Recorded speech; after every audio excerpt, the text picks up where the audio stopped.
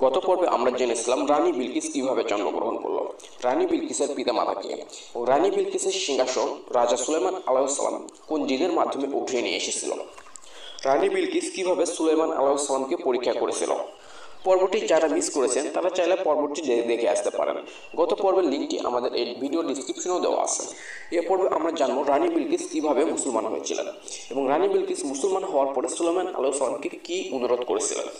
যারা আমাদের চ্যানেলের নতুন দর্শক রয়েছেন তাদের কাছে একটি অনুরোধ রয়েছে, অনুরোধটি হলো আমাদের চ্যানেলটি সাবস্ক্রাইব করে দিবেন, কারণ আমাদের চ্যানেলের সাবস্ক্রাইব সংখ্যা অনেক কম। রানীকে তার প্রতিটি পরীক্ষায় কিভাবে উত্তীর্ণ হয়েছে এই বিস্তারিত তথ্য খুলে বলল।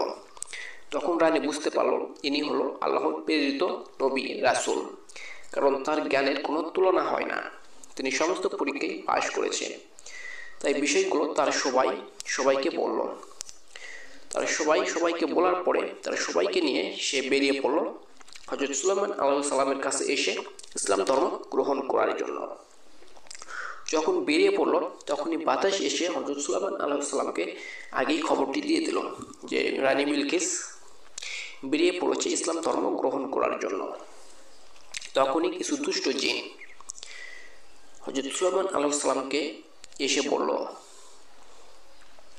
রানী বিলকিস অনেক বোকা একটি রানী এবং সে একজন জিন, তার সমস্ত শরীর লোমে ঢাকা। এই কথা শোনার পরে হযরত সুলাইমান আলাইহিস সালাম অনেক জ্ঞানী, অনেক বিচক্ষণ ছিল, তাই তিনি তাকে পরীক্ষা করার জন্য তার রাজপ্রাসাদের মহলের সামনে একটি পুকুরের খনন করলেন। পুকুর খনন করার পরে তার উপরে কাঁচ দিয়ে আচ্ছাদিত করে দিলেন, যাতে সেখানে কোনোভাবে বোঝা যাচ্ছে না এই পুকুরের উপরে কাঁচ দেওয়া রয়েছে। নতুন কেউ আসলে এখানে বুঝতে পারবে অবশ্যই এটি পানি। এরপর তার আশেপাশে থাকা সৈন্যদেরকে বলল, কে খুব দ্রুত সময়ের মধ্যে রানী বিলকিসের সিংহাসন আমার কাছে নিয়ে আসতে পারবে। তখন তার সৈন্যদের ভিতর থেকে একটি জিন বলল, আমরা 1 ঘন্টার ভিতরে তার সিংহাসনটি আপনার কাছে নিয়ে আসব। তখন রাজা সুলাইমান আলাইহিস সালাম বলল, 1 ঘন্টার ভিতরে হবে না, তার আগে নিয়ে আসতে হবে। তখনই তার পাশে থাকা একটি জিন বলল, আপনি এই সিটে আপনার সিংহাসনে বসবেন আর উঠবেন, এই সময়ের মধ্যে আপনার সিংহাসনটি নিয়ে আসব। এরপরে সিংহাসনটি খুব দ্রুত তার কাছে নিয়ে হাজির করল।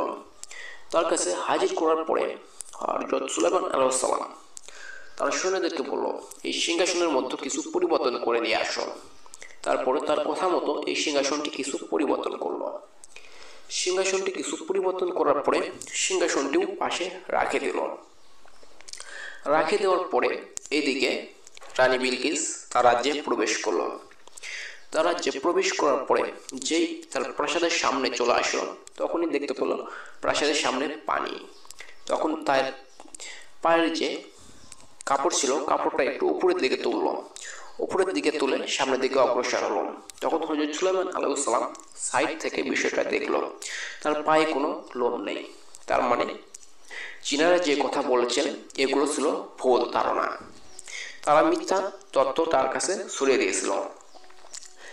এরপরে রানী বিলকিস তার রাজদরবারে এসে উপস্থিত হওয়ার পরে রানী বিলকিস ওই সিংহাসনের দিকে গভীর দৃষ্টিতে তাকিয়ে রয়েছে। তখন হযরত সুলাইমান আলাইহিস সালাম রানী বিলকিসকে বলল, আপনি এই সিংহাসনকে চিনতে পারতেছেন? এইভাবে যে তাকিয়ে রয়েছেন কেন? তখন রানী বিলকিস বলল, এই সিংহাসনটি আমার অনেক পরিচিত মনে হচ্ছে, এই সিংহাসনটি দেখতে হুবহু আমার সিংহাসনের মতোই। তখন হযরত সুলাইমান আলাইহিস সালাম বুঝে গেল রানী বিলকিস অত্যন্ত চালাক এবং অনেক বুদ্ধিমতী মেয়ে, কারণ সে যদি অনেক বুদ্ধিমতী মেয়ে না হতো তাহলে তার সিংহাসনটি চিনতে পারতো না। আর এই জিনেরা যে তাকে খবর দিয়েছে, এই জিনেরা মিথ্যা গুজব তাকে ছড়িয়ে দিয়েছে, তাকে মিথ্যা খবর দিয়েছে। হয়তো জিনেরা অনেক হিংসা করতো, এ কারণে এই খবরটি তাকে দিয়েছে। এরপর রানী বিলকিস ইসলাম ধর্ম গ্রহণ করলো এবং তারা সবাই সূর্যের পূজা ছেড়ে দিয়ে ইসলামের পথে চলে আসলো।